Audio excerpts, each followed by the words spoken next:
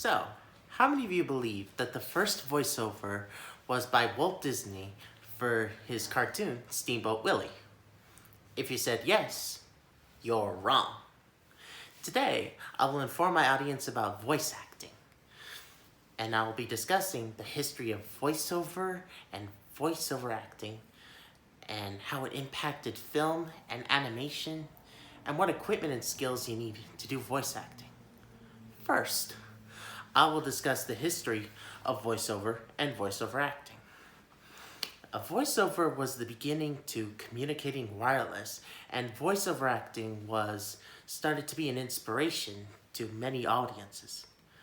According to the website Gravy for the Brain, the first voiceover was performed in 1900. This historical first belongs to Reginald Ressenden, a Canadian inventor.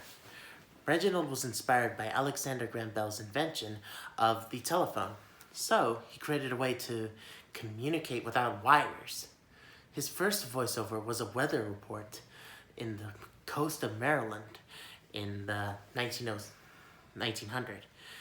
In 1906, he became the first voice in radio from Boston during the Christmas season.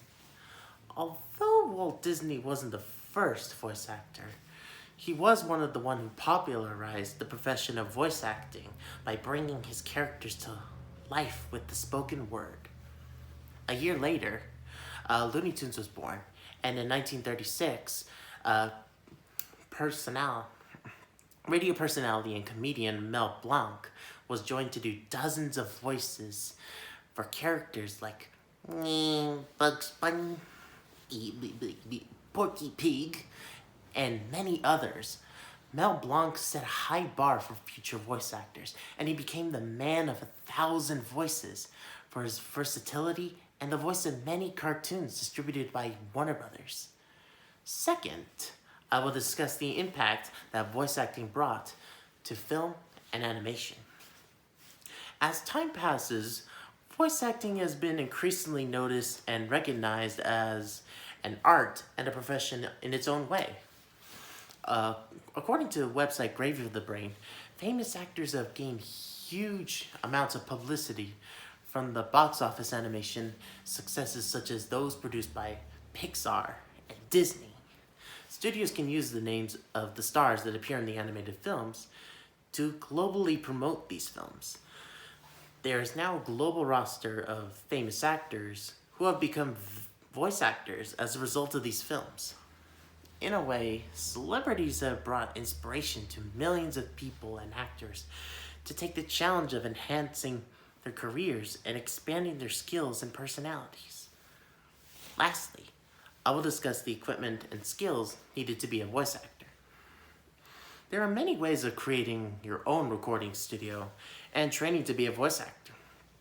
According to Stephanie Cigarelli from Voices.com, you may have a natural talent for voiceover, but the most successful voice actor will attest that education is still crucial to success. Vocal coaches are industry gurus who can expose you to techniques, concepts, and tactics you would have never thought to otherwise. In terms of creating your own studio, you would need a microphone, a mic stand, and audio interference, and a recording space for you to have room and no background noises. According to Stephanie Cicarelli, regardless of whether you choose to spend or save on the cost of building your home recording studio, there is one important step that is overlooked, and that is soundproofing your studio. Soundproofing is very crucial for your home studio because it helps you get a clear recording of your voice.